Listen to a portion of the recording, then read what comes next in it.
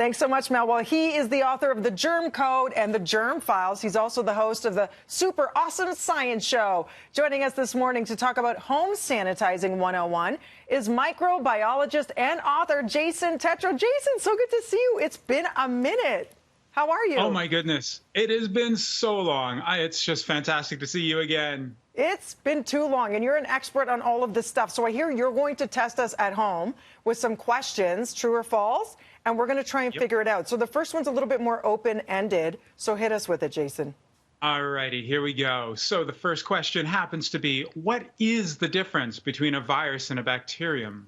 I know there is a difference because like a virus, like the corona is one of those that spreads and there's really, you can't take something for it versus bacterial infections. I'm thinking you do. And also bacterial can sit on surfaces like when you're cooking and stuff and you have to ingest it. I don't know where I'm going with this. Was any of that right? Yeah, absolutely. The main issue with a virus is that it has to get inside of your body and inside of your cells to live. And so when we say it spreads around, it'll last on surfaces, as we've heard, for a few hours, maybe a few days. But when it comes to bacteria, they can live on their own. And so they just hang around for hours and days. The other thing, like you said, is that viruses will cause maybe one specific type of infection, like a flu or a diarrhea. But bacteria, they can cause a myriad of different types of infections. So essentially, you want to minimize your exposure both outside and, most importantly, in the home to keep your family safe. Okay. Question number 2, true or false? Everybody, let's play along at home. What's the question? All right. This is a big one. When you are cleaning, you are killing bacteria and viruses. Is that true or false? I'm saying true. That's why we're always cleaning. No, it is false. You see, there's a huge difference between cleaning, which is just to remove stuff. So you're making it look less grimy, less dirty. And then all of a sudden, you have to kill. Well, that's another process. It's called disinfection or sanitizing. And so when you do that, there's a major factor that's involved. You see, when you clean, you just spray and you wipe and away you go. But with disinfection, if you look at the label of any of these disinfectants, you have to leave it there. It's called a contact time. And it can be upwards of 5 minutes. And so when you read the label, you realize that to properly disinfect, to properly kill those viruses and bacteria, you got to give it some time. Hey, that makes sense, and it does say that. You read the label, it'll say leave it for 5 minutes, 10 minutes. Okay, question number 3, is it another true or false?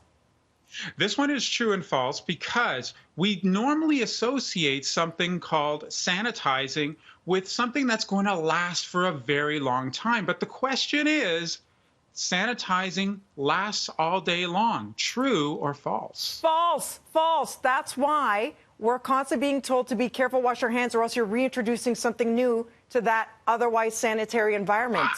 I know, you're so right. It is false. And honestly, I focus on hospitals a lot of the time. It's a huge problem because what happens is you disinfect, you sanitize a surface, great. And then someone comes along and touches it or even just hangs around. Remember, every hour, our bodies are putting out millions of bacteria every hour.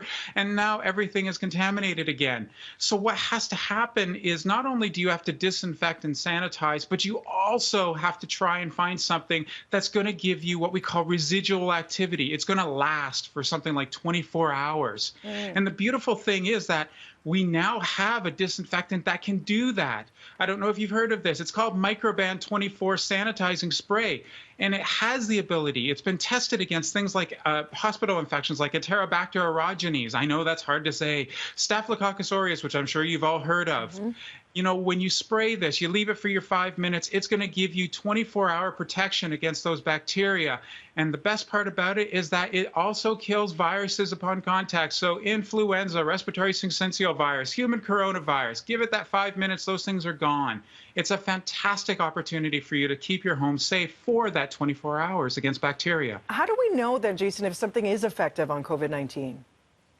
Okay, so when we talk about COVID-19, and we're not just talking about, flus and bacteria like E. coli and that, what you have to realize is that we're still at the very beginning stages. So Health Canada at the moment has developed something called an emergency viral pathogen policy. And this is stuff that I used to do, especially after SARS.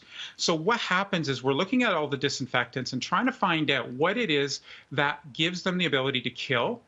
And so essentially what's happening is that you're going to see a list of potential virus-killing disinfectants, and Microban 24 is probably going to be on that list. It's likely to kill the coronavirus, and that will make sure that you know that you're safe when you're using it in the home to kill this particular virus. It's just that it's so new, we haven't yet done all the proper testing, but it's coming.